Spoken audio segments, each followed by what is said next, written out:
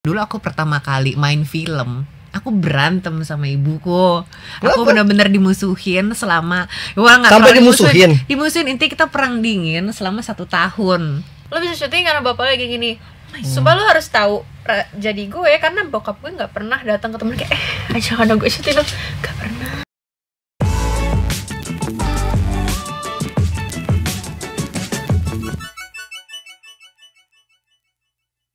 Halo Tribuners, balik lagi di konten Si Paling Seleb bersama gue Bayu Indra Permana.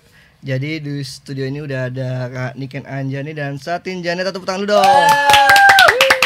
Rame. Kak Niken Anjani, let's go.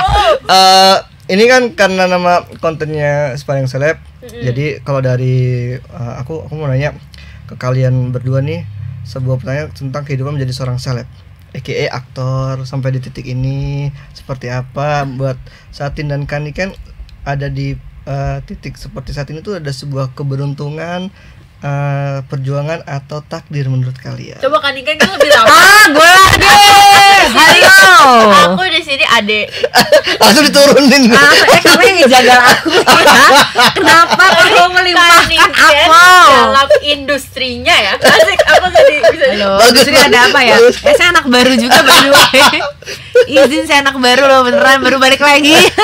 Baik Kak Niken mungkin. Ulang pertanyaannya. Ya udah, jadi apa ya, Boy Kak Niken ini ada di titik sampai sekarang ini menjadi seorang aktor, menjadi seorang seleb, itu sebuah perjuangan kah, takdir, atau mungkin sebuah keberuntungan? Perjuangan, karena aku bisa bilang gitu, mungkin kita masing-masing orang beda dengan kasusnya sendiri ya gitu. Cuman kalau aku berasal dari background yang bukan dari orang kreatif, kedua orang tua aku kerja di bank gitu, di keluarga besar pun aku sama sekali nggak ada orang yang masuk ke dunia seni walaupun di belakang layar gitu. Jadi aku sampai di titik ini tuh bener-bener perjuangan, kepentok kanan kiri sendiri. Tapi pada akhirnya ya emang kalau ada usaha pasti ada hasil. Kapan di momen Kak Niken ngerasa ini emang hal yang lagi gue perjuangin banget nih karir ini? Begitu aku yakin kalau acting itu passion aku. Kapan gitu. tuh kalau boleh di-share? Tahun 2016. Oke. Baru berarti bisa dibilang nggak terlalu lama ya, 2016 aku baru yakin kalau memang passion aku tuh acting, dan akhirnya aku mau mengejar ini sebagai karir aku di tahun 2016. Di momen itu FTV sinetron atau udah film? Series. Oke, Jack mungkin kalau ingat itu. Iya. Itu Kang Ojek. Aku masih kecil. Aku tua banget deh. Mau kelas 2 SMP. Oh enggak kecil. Gue SMA soalnya. Aku juga kuliah. Tapi memang karena kalau dipikir-pikir dulu, kilas balik ya, dulu aku pertama kali main film, aku berantem sama ibuku. Aku benar-benar dimusuhin selama sampai dimusuhin. Intinya kita perang dingin selama 1 tahun. Itu karena nggak boleh karena maksudnya bukan nggak boleh dalam artian karena keluargaku tuh tidak mengerti dengan dunia ini, dan sebenarnya niat mereka baik, mereka mau memprotek gitu karena ini sesuatu yang baru yang mereka tidak mengerti. Jadi udahlah, nggak usah lo jalan apa yang kita ngerti aja, which is mungkin kalau jadi orang tua juga kita pengen yang aman dan nyaman buat anak kita kan. Tapi ternyata anak ini rebel. enggak gitu. Jadi kayak enggak, gue mau coba mungkin karena ada rebelnya itu jadi tetap usaha. Dan ternyata begitu usaha, aku justru malah jatuh cinta sama actingnya ini sendiri. Makanya akhirnya tahun 2016 itu aku memutuskan buat oke, fine, aku acting aja. Dan setelah memutuskan kalau berkarya acting, gimana dinamikanya? Mungkin sempat ada kayak kayaknya salah deh ngambil ini, mungkin sempat menyesali kah atau sempat seperti itu? Enggak sih, karena memang itu perjalanan yang panjangnya, awalnya dari yang dimusuhin dulu. Karena memang ada masa dimana kan anak kayak baru gede. Yang dimusuhin tuh 2016 atau dari sebelumnya? Sebelumnya. Tapi itu juga aku tetap berusaha. Tapi kayak aku jalannya panjang deh, dari acting, jalan dulu aku nyobain presenting gitu karena aku pikir jangan-jangan gue tidak diridoi nih karena ibuku tidak suka. Oke, cari yang mungkin tetap dunia kreatif, jalan tengah, tetap dunia kreatif, tapi mungkin jam kerjanya tidak sepanjang itu. Ya aku mencoba presenting. Aku ternyata tidak bisa menjadi dirimu. Bukan panggilan hati. Aku yang ada pernah jadi host, aku stres. Kenapa? Aku merasa itu drain my energy. Dalam artian karena kalau acting, mungkin aku dasarnya tuh introvert ya. Aku seneng kalau acting kita baca, kita mendalami peran, kita latihan, kita lebih intens lah. Kalau hosting itu kan nge-host itu lebih kayak kita harus menjadi diri sendiri. Kita harus bisa wawancara orang, bisa mancing dan bridging. Mancing, bridging, breaking the ice, ketemu orang baru beda-beda. Itu kan dibutuhkan energi yang besar kan. Dan aku kayak aku nggak kuat gitu, makanya akhirnya nggak kayak menjalan gue acting dari situ baru di tahun 2016. Dan akhirnya pun karena ibu juga mungkin kasihan ya melihat anaknya tetap gigih, maksudnya paling nggak untungnya tuh gigihnya ada ada hasilnya gitu. Kalau nggak ada hasilnya kayaknya gue juga balik ke rumah deh gitu kan. Jadi akhirnya karena ada hasilnya ya ibuku juga akhirnya pelan-pelan menyupport, bahkan sampai sekarang beliau supporter terbesar aku. Kalau nggak ada beliau saya tidak bisa syuting. Nitip anak nih. Berarti kan sekarang udah se-enjoy apa dengan acting? Aku enjoy sekali dengan acting, tapi juga perlu di highlight kalau aku tidak hanya jatuh cinta kepada acting, aku benar-benar cinta dengan filmmakingnya. Itu sih yang memang jadi tidak harus peran besar, kadang peran kecil pun aku bisa jatuh cinta sekali dengan filmnya karena aku suka dengan proses, dengan ceritanya, dengan timnya, dan dengan kolaborasi sih. Itu yang aku paling seneng karena film adalah kerja tim. Oke. Nah, untuk Satin, apa nih? Untuk ada di posisi ini ada sebuah perjuangan, takdir atau keberuntungan menurut kamu? Perjuangan. Alah, enggak, ini pasti karena bapaknya. Iya, karena bapaknya juga. Nah, tapi apa gue boleh tambahin ya? Itu bagus. Gue pengen gitu. Gue udah meng-counter ya omongan orangnya. Ini makan bapak. Tapi semua orang pengen kayak gue juga. Gue juga mau. Tapi takut sih gue gak berani deh. I am embracing my privileges. Aku kayak pasti ada perjuangan ya, pasti jujur. Dong. Cuman pasti perjuangannya emang beratnya di mana nge-maintain dan jadi sesuatu sendiri gitu loh. Iya, itu tantangannya. Itu tantangannya. Tapi saya ada di industri ini tentunya juga karena bapak saya, ibu saya juga main film dari lama banget. Dari aku kecil itu ngeliat ayah ibu syuting tuh udah kayak makanan sehari-hari gitu loh. Jadi kalau dibilang perjuangan iya, tapi I can't deny itu juga sebuah privilege, sebuah keberuntungan juga gitu. Karena tanpa ayah ibuku dari dulu udah di industri ini, pasti masuknya tidak semudah itu. Tapi perlu di-highlight, ayah ibuku tidak pernah memaksakan dan membukakan jalan untuk anaknya masuk ke industri ini. That's why mungkin kalau dari segi umur aku baru mulai itu tahun 2020-an. That's why aku baru masuk di umur segitu karena mereka tetap mau aku menemukan caraku sendiri. Bukan kayak misi anak gue dong, syuting dong. Nggak pernah. Ini juga mungkin ada beberapa saya nanya gitu. Serius? Atau serius, I get that a lot. Kayak lo bisa syuting karena bapak lagi gini. Sumpah lo harus tahu jadi gue karena bokap gue nggak pernah datang ke temen kayak ajak anak gue syuting dong. Nggak pernah. Kayaknya kan juga masa Abimana kayak nggak akan kayak gitu juga sih. Kalau musik gimana? Kamu sih dong. Jadi itu kayak nggak to get that straight aja karena bisa dibilang kayaknya bisa dibilang itu nepo baby. I get that a lot too. Oke. Nepotisme nggak bakal bisa jadi apa-apa kalau nggak kitanya juga yang berusaha lebih gitu loh. Kayak tetap ada tantangannya pasti, tetap ada juga challenge yang harus dihadapi. Tapi prosesnya dipermudah oleh itu. Gimana seorang Satin menemukan jalannya sendiri dan akhirnya gue mau deh berkarir kayak bokap kayak nyokap? Kayaknya more like art in general always been there by my side sejak aku kecil. Apapun itu artnya, musik terutama awalnya dari situ. Aku suka banget nyanyi. Jadi aku mulai dari situ. I love to write a song. Terus kalau acting sendiri awalnya aku sering melihat tapi I don't think that's my thing. Kayak depan kamera berakting kayaknya belum kepikiran pada saat itu. Sampai akhirnya dapat opportunity, tahu adanya sebuah scouting film ini yang scouting itu nge-post sesuatu yang berkaitan dengan musik, nyanyi, main gitar. Terus kayak why not try dan gitu, kayak karena kebetulan aku merasa aku bisa nyanyi, jadi aku posenya nyanyi sekalian ikut itu. Ternyata opportunity itu membuka banyak hal baru yang ternyata I discovered that I love acting and I love the industry. Baru tahu kalau di industri perfilman itu kekeluargaannya sangat amat erat yang dimana kalau misalkan bermusik, apalagi aku adalah solo, yaitu urusanku dan timku. Sama orang lain kan kayak oh ya paling kita ketemu berteman, tapi nggak yang kayak kerja sama tim, kecuali kolaborasi ya.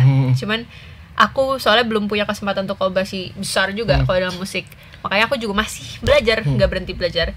Cuman for now aku kayak lagi menemukan cintaku di sini gitu.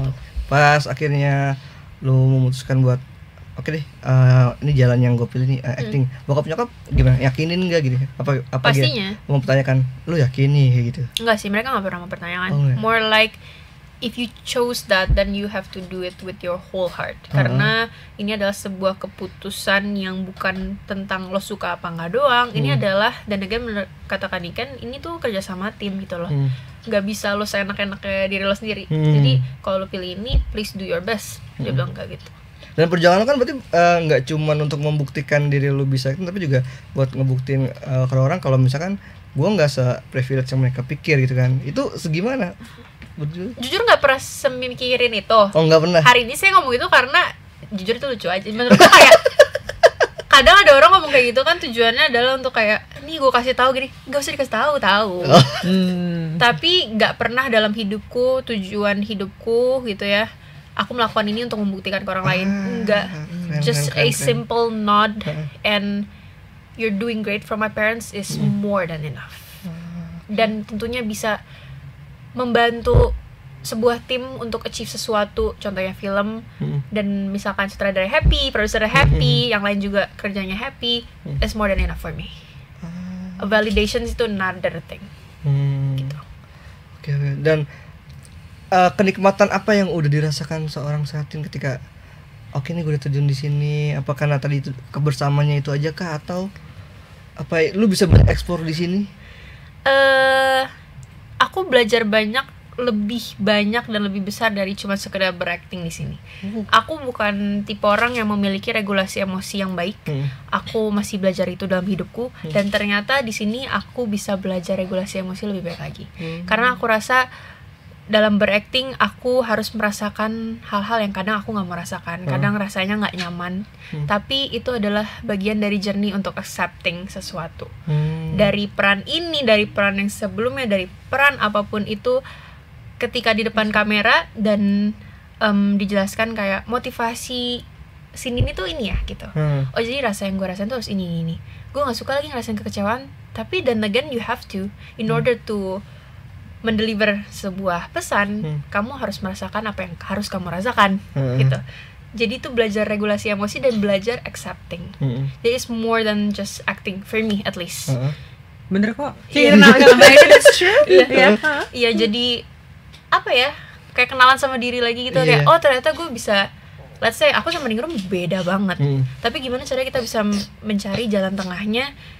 Ya Satin sama Ningrum tuh samanya ini, kita harus kenalan. Terus jadi kayak menggali diri kayak oh Ningrum dan Satin tuh ternyata samanya kita sama-sama overthink, kita sama-sama merasa bahwa gue punya sesuatu yang gue harus tuju. Tapi gue rasa kayak kalau gue minta tolong kanan kiri kayak nggak bakal selesai deh gitu. Dan saat kadang kan emang kita nggak bisa ngelakuin semua hal sendiri ya gitu. Jadi mungkin kesamaannya itu karena aku selalu kayak nggak gue bisa sendiri gitu. Tapi ternyata Ningrum kayak gitu, jadi aku ambil sebagian diriku yang kayak ambisius dan gue bisa sendiri aku hidupkan Ningrum dari situ. Kan itu jadi kayak harus menggali diri gitu kan.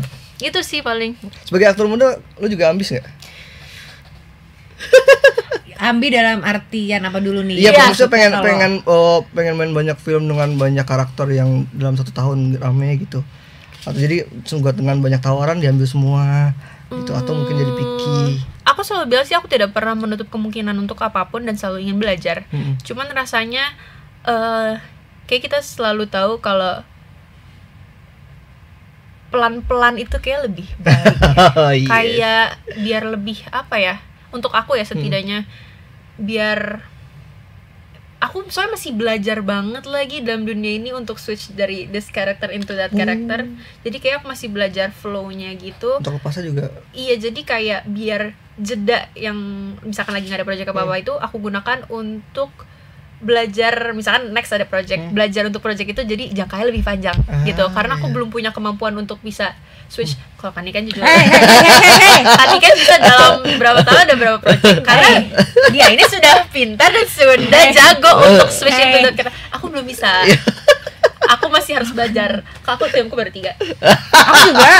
Enggak. Aku juga. Iya, bagaimana dengan tampilan Lovable ini tiba-tiba jadi witch, dia bisa menjadi banyak karakter dalam kurun waktu yang menurut aku kayak enggak sih, gue harus belajar sih. Kayak gue setahun satu tuh gue udah stres. Kayak harus belajar banget gitu loh. Bisa, semua itu bisa. Yang penting belajar. Emang kuncinya satu ya, kita harus tetap mau belajar ya. Walaupun hati meronta-ronta. Hati belajar. Sama ini sih, mungkin aku gak tahu kamu setuju apa enggak, tapi aku rasa keresahan itu kadang diperlukan ya. Karena dengan keresahan kita jadi merasa nggak pernah cukup untuk belajar.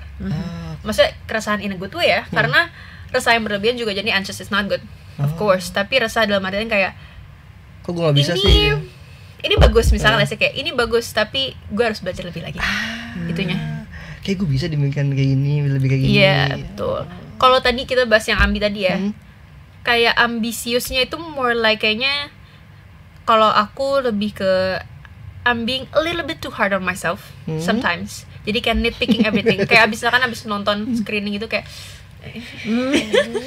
gitu. Happen to everyone tuh. Iya, katanya orang-orang juga kayak gitu.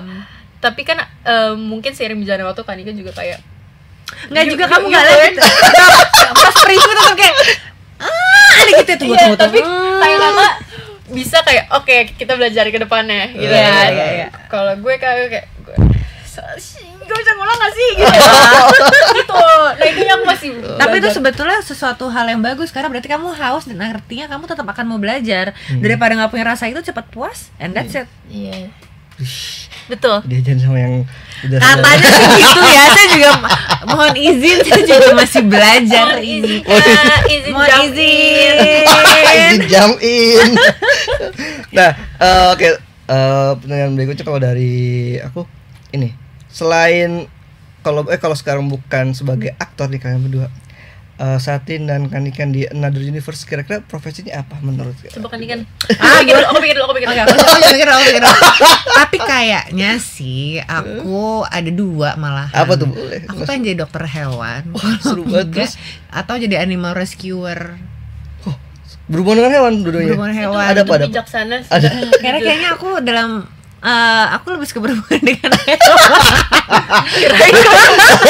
Karena you love animals. That's because I love animals. Jadi maksudnya kayak aku senang karena sekarang pun khususnya pet doang atau mungkin sebenarnya semua. Harimau. Harimau aku kepengen, tapi sayang sekali aku tidak, kapasitasnya belum nyampe sana gitu kan. Izin susah ya. Izin susah, terus harus punya modal harus besar dan lain-lain. Jadi kayak aku belum mampu sepertinya. Cuman kayak sebelum, pokoknya sampai aku 2 tahun yang lalu aku kerjanya masih adopt kucing. Tapi kucingnya literally bukan kucing bagus yang udah diadop, udah bersih ya, benar-benar kucing kampung yang aku yang steril, aku yang itu semua. Udah berapa dulu? Enggak, tapi sekarang tinggal 2. Oh, terus kalau habis diadop ada aku urus, tapi rata-rata memang ada yang kalau udah bagus sehat ada yang dikasih ke orang.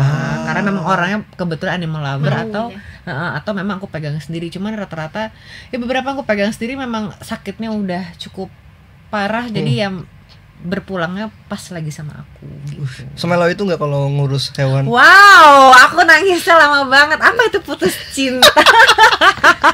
Aku bener bisa nangis seminggu bengkak matanya karena memang kucingku baru meninggal gitu misalkan. Aku bisa gitu karena benar-benar kita rawat, dan sekarang untungnya udah 2 aja cukup. 2 aja cukup. Yang penting terawat. Ngerti banget karena aku juga dulu punya kucing dalam zamanan kuliah, terus mati di depan mata kita tuh. Itu sesungguhnya beda loh, sesungguhnya putus cinta, kayak kita ngerasa gagal sama dia. Hatinya kayak nyeri gitu. Nyeri banget. Kayak ngerasa gagal gitu. Aduh, kok gue bikin dia mati. Iya, aku kayak kita yang salah. Padahal mungkin emang udah waktu, cuman kayak ini kita udah berusaha sebaik mungkin tuh. Tapi kenapa akhirnya kepikiran apa itu deh, rescue sama dokter? Karena kalau dokter kan bisa menolong hewan ya, ataupun rescuer, tapi dengan cara yang berbeda. Karena memang aku tuh merasa, even sampai sekarang pun kalau aku punya waktu, aku kepengen sekali bisa membantu hewan-hewan itu. Kayak semudah dengan kalau aku ke lokasi syuting, aku suka bawa makanan basah atau makanan kering. Tapi kita juga tetap harus lihat situasinya ya. Kadang malah bikin jorok, bikin kotor. Jadi kalau emang begitu aku nggak akan ngeluarin. Tapi aku emang suka banget dengan binatang ya, dan itu kan juga makhluk Tuhan yang sebetulnya harus kita yang jaga. Jadi aku emang ngerasa peri binatangannya tuh tapi akhirnya ngulik gak soal hewan-hewan gitu? Iya, aku ngulik, tapi kebetulan karena memang aku kapasitasnya baru di kucing. Aku sebenarnya suka semua hewan, aku suka anjing, aku suka semuanya. Kalau untuk pet ya, bahkan kelinci, tikus pun aku suka ya. Orang rumah yang nggak suka tikus. Nggak takut sama tikus? Enggak, tikus gede-gede gitu? Enggak lagi. Enggak, tapi kalau di rumah kan ada kucing ya, dimakan sama kucing gue. Tapi maksudnya aku memang sekarang fokusnya lebih ke kucing sih. Gitu. Kayak aku nggak bisa hidup tanpa hewan. Oh iya? Nggak bisa. Jadi emang kayak syaratnya. Dulu ada apa aja pet? Kalau aku pernah burung, pernah anjing, pernah kelinci, pernah. Tapi memang paling panjang tuh umurnya, yang paling jodohnya aku kayaknya kucing, bisa sampai belasan tahun. Burung apa di rumah? Burung itu sebenarnya bapakku. Lover. Ya enggak bapakku yang itu aku kurang terlalu hafal. Aku pokoknya bagian ya makan ini. Bawa apa sih yang itu? Bapak kan biasanya kan gitu. Ikan rumah ikan sempat ada juga. Tapi kan mungkin karena aku memang jiwanya di kucing, ada kasihan jadi korban kucing aku dikobok-kobok. Kucing apa di rumah? Aku betul aku suka kucing kampung karena istilahnya kan awalnya rescuer kan. Jadi emang bukan kucing aku. Karena emang nggak susah juga sih dia rawatnya ya, nggak perlu perawatan kayak bulunya nggak gampang rontok. Betul. Tapi begitu dapat yang apa, sekarang kan mereka dasarnya kucing jalanan ya, kita nggak tahu gizi ataupun orang bibit bebot-bebotnya kan kita nggak tahu siapa, dan sertifikatnya juga nggak ada. Sosial keluarga kita nggak tahu ya. Betul. Karena bener ada, aku satu hari dapat kucing itu dia kecil banget. Ternyata pas aku bawa ke dia sakit-sakitan, wah udah kutuan segala macam. Aku bawa ke dokter, ternyata pas di scan umurnya udah 6 tahun. Iya, pasti ada sakit jantung, pneumonia, segala macam. Jadi justru aku ngerawat yang kayak gitu-gitu tadinya, sampai akhirnya ya itu yang terakhir aku sampai nangis sesenggekan. Tapi ya untung 2 kucing kampungku yang sekarang aku piara itu sehat, panjang umur, sehat dan gendut-gendut. Contoh ngadepin sakit jantung kucing. Iya, sakit jantung. Sekarang ngambilin jantung kerjanya. Gue lemparnya ke kucingnya biar kucing gue sehat. Kalau satuin apa kira-kira? Aku juga ada 2 lagi. Apa? Tapi kayak this is very, kalau kalian kan berhubungan, ini enggak. Apa-apa. Satu, aku pengen jadi psychologist tapi aku nggak mau sekolahnya. Bisa nggak tempat ngobrol aja? Iya, oke. Bisa nggak kita ngobrol aja nggak usah sekolah? Dulu aku tau gak kak, ini fun fact, kelas 6 SD ditanya cita-citanya apa? Jadi mahasiswa. Pas gue jadi mahasiswa gue stres. Lucu banget, kepikiran. Aku tuh suka, cuman ternyata kayak turns out mungkin waktu kuliah tuh udah nemu kerja kali ya. Jadi kayak nggak mau sekolah gitu, not for me. Bukan nggak mau, tapi kayak ternyata mengatur waktu tuh susah banget. Kalau satu lagi aku pengen jadi astronot karena aku suka Interstellar. Aku suka banget. Kamu nggak takut nanti kamu di bulan nggak pulang-pulang? Tapi aku ajak kayak ibu. Ajak kayak ibu semuanya. Kurang. Semuanya dibawa pindah dong. Ini terlepas dari ajak ayah ibu apa enggak, cuman aku suka banget the idea of discovering new places yang jauh. Terus kayak ntar kalau misalkan ternyata bisa tinggal sini, terus kita bercocok tanam, terus kita buat di planet yang baru tambak lele. Nanti aku ikut, kayak aku itu boleh membantu binatang-binatangnya. Boleh, kita di sana. Jadi itu sih 2 itu. Apa ketertarikan sama, emang tertarik dengan luar angkasa kah atau? Nggak, suka Interstellar aja. Terus ngeliatnya kayak terus nonton Mickey 17 kan. Terus kayak iya. Kayaknya seru ya. Tapi jangan jadi Mickey-nya ya. Iya, dia kasihan. Dia menjadi bahan percobaan. Cuma maksudnya kayak di pesawat. Tapi kalau ada teman-teman, kau sendiri sedih ya. Sedih ya. Harus kamu claustrophobic nggak sih? Aku claustrophobic. Terus gimana? Cuman emang pesawat sempit. Yang gede ya. Tapi kalau di pesawat lama-lama kayak di ruangan gini doang. Tapi kan di pesawat yang itu, yang Interstellar gede banget. Iya. Ruangan aja banyak. Itu maaf kan itu film ya. Iya sih. Tapi jadi mungkin kalau misalkan ada lowongan yang beneran belum tentu diambil sih. Tapi kayak di idea of Interstellar tuh kayak seru banget. Kalau ada telepon, nanti nih ada yang mau penerbangan roket nih, mau ikut nih. Tapi aku pernah nyari tahu cara daftar NASA gimana. Terus Sumpah. Udah acting aja lah. Acting aja boleh gak sih? Ya, tapi bayangin aku balik sini kan umur berapa? Iya bener. Aku masih segini. Iya bener. Tapi kan kamu jarang jauh mending gimana kalau kita cari director atau produser yang mau bikin film tentang luar angkasa di Indonesia. Satin Zaneta. Saya juga boleh sih. Iya, iya. Kita berdua. Itu lebih make sense kalau Tayang dibilang tiba-tiba pulang umur orang dulu. Terus itu kayak konsep di film deh. Aku cari tahu kan ada di web super web NASA. Ada jadi mereka lebih tua. Itu baru ada astronot yang baru balik dari mana bentuknya dia tua banget. Bentuknya tua. Tapi pas datang kayak aku baru nanti kirim artikelnya. Tapi kayak yang aku tahu kan dia akan lebih muda karena kita bertambahnya umur kan. Dia pulang-pulang mukanya jadi longsor. Oh iya. Kayak tapi kan Karena nggak ada gravitasi. Iya. Itu harusnya lift kita nggak gravitasi. Bener juga. Kenapa dia makin tua ya? Tapi kan aku baca di webnya nih. Aku beneran baca. Terus kayak requirement gini. Terus tulisannya ini master of gini-gini. Ya sekolah nggak jadi. Iya, harus dong Satin. Harus sekolah. Harus sekolah dong. Ya, tapi master S2 kan? Iya. Nah, aku tahu kenapa Satin males. Karena dengan kita main film aja itu tuh kita belajar kayak sekolah bukunya. Skrip itu segede-gede gaban loh. Tapi keep in mind dulu bukan males. Tapi kayaknya aku tuh nggak bisa sit still, bisa dilihat dari Iya, kamu anak kinestetik ya? Aku nggak bisa diem. gimnastik. Oh, gimnastik. Aku nggak bisa gini-gini. Pasti kok belajar tuh kayak harus sambil ngapain. Terus aku tuh susah fokus fokus span aku tuh sangat pendek. Jadi aku rasa dengan belajar tuh aku jadi gampang stres. Oh. Jadi kalau belajar ya aku harus gue jalan-jalan. Iya. Kalau di kampus gue jalan-jalan, gue diapain sama dosen gue? Oh, kamu ke sekolahnya harus sekolah IB Sekarang berarti. jurusan apa yang ambil? Udah keluar. Jurusannya filmmaking. Kuliah Bener setahun. salah, bener. Coba Iya, jurusannya saya filmmaking. kuliah kerja nyata real. Oh iya, bener kuliah kerja nyata real. Kuliah kerja nyata. Saya kuliah setahun. Oh, sebelum apa yang di ini? Psychology. Yes. Tapi kayak gini loh. Itu kan yang lu mau. Jadi gini, alhamdulillahnya mendapatkan kampus yang bagus, jurusan yang diinginkan. Tapi mengatur waktu tersebut. Terus sama kayak gini, aku rasa art seperti yang tadi aku bilang, itu tuh dari kecil ada ya. Jadi kadang tuh panggilan jiwanya kayak lagi belajar. Tapi kayak kalau ada yang manggil.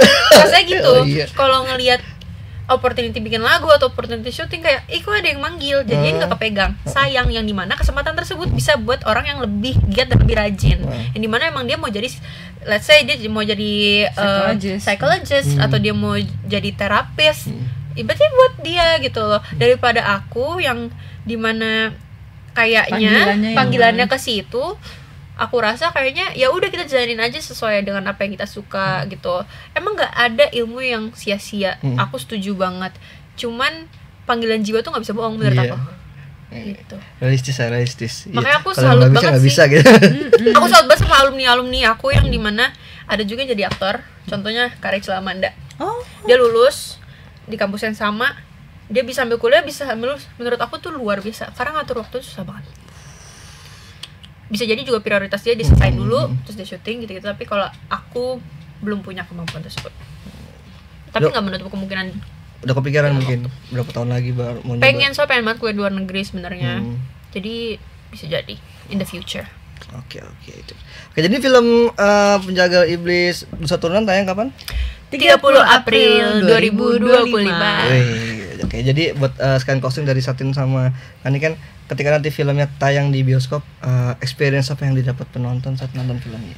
Experience dari tuh kayaknya campur aduk ya. Iya. Karena full of mystery, full of questions, full of action yang seru juga. Aku waktu itu sepakat sama Tommy. Apa yang bisa didapat dari sini sebenarnya sesimpel kalian pulang ke rumah entertain. Pesan apa atau apapun yang mau kalian bawa pulang ke rumah itu pilihan kalian masing-masing, karena yang penting terhibur. Oke, itu dia.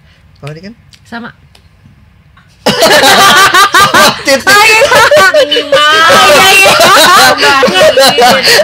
Aku tuh masih terpesona dengan omongannya Satin karena aku setuju banget film ini banyak misteri, dan menurut aku film ini tuh lumayan apa ya, bisa dibilang ya kayak tidak mudah ditebak. Jadi aku yakin ini bakal bisa menghibur teman-teman semua. Dan ini nggak cuma sekedar horor, ini horror thriller, horror misteri, horror action, pokoknya everything in one package. Jadi harus banget nonton. Oke, itu dia buat teman-teman Tribuners, jangan lupa buat nonton film Penjagal Iblis Dosa Turunan tanggal 30 April 2025. Nontonnya di bioskop. Nontonnya jangan yang bajakan ya. Terus jangan dibajak-bajak. Suka upload di TikTok. Gue report. Jangan direkam-rekam. Jangan, nggak boleh, hargai kami. Kalau mau nge-share, share tiketnya, share posternya, atau nanti share ke teman-teman harus nonton. Atau kalau ketika nanti mereka cinema visit bisa foto bareng sama mereka. Itu kalau mau di-share, jangan share adegan-adegannya. Jadi nonton di bioskop. Jadi buat teman-teman Tribuners, thank you udah nonton konten Sparring Seleb. Buat Kak Niken dan Atin, thank you udah datang ke SparingSeleb.com. Dan buat teman-teman Tribuners, jangan lupa tonton terus konten-konten tribuners.com lainnya. Dan sampai jumpa, bye-bye.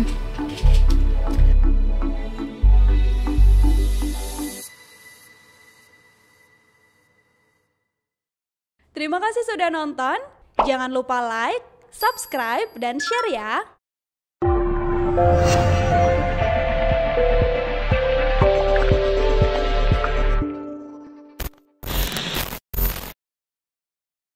Download Tribun X sekarang.